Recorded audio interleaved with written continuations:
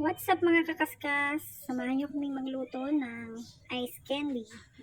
Meron akong dalawang flavor, ang buko ice candy and chocolate.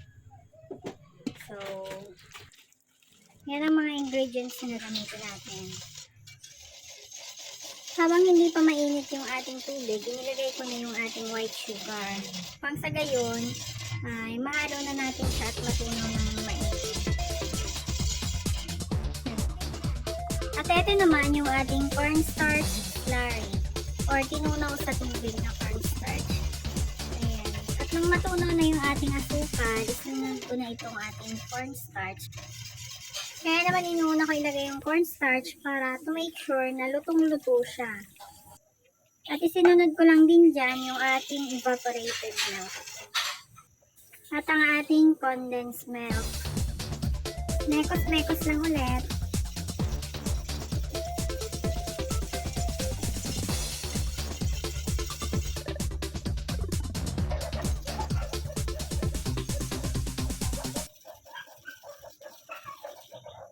At sa punto naman ito, dahil medyo nakulo na siya, inilagay ko na rin yung asin. Mekos-mekos pa rin hanggang sa matunaw. Nang tuluyan na siyang naluto, pinatay ko na nga po at pinalamig ko na yung ating mixture. So, ayun na po, nilagay ko na yung buko. Para naman sa ating chocolate ice candy, ito naman yung ating mga ingredients. Same process lang po ng kanina. Inuna ko lang din yung sugar para matunaw na natin agad. Isinunod ko na din po ang ating condense and evap. So, mekos-mekos lang ulit.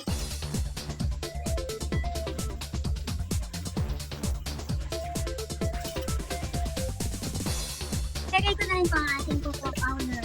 At ayan, yun ang kailangan natin haluin ng haluin ng haluin. Hanggang siya totally matunaw.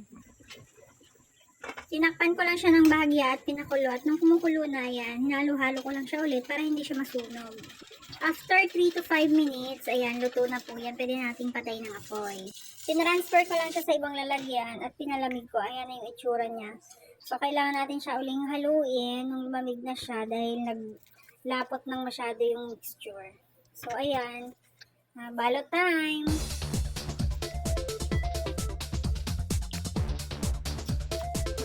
Para naman sa ating pagbabalot, kailangan lang natin ng 1 in 1/2 by 10 na plastic at ang ating imbodo at ang chopstick dahil nga may laman yung ating ice candy at ang ating pong pangsalok na 1/2 cup para pantay-pantay yung ating ice candy. Bago naman natin siya ilagay sa ref, ayan, binilang ko muna, tinransfer ko siya sa ibang lalagyan na walang tubig.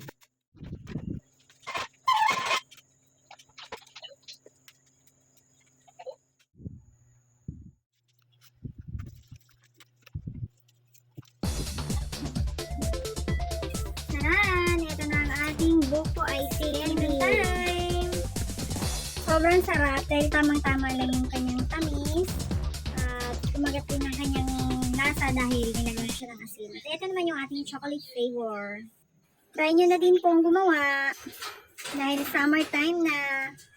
So, tamang-tama ito sa ating panahon ngayon.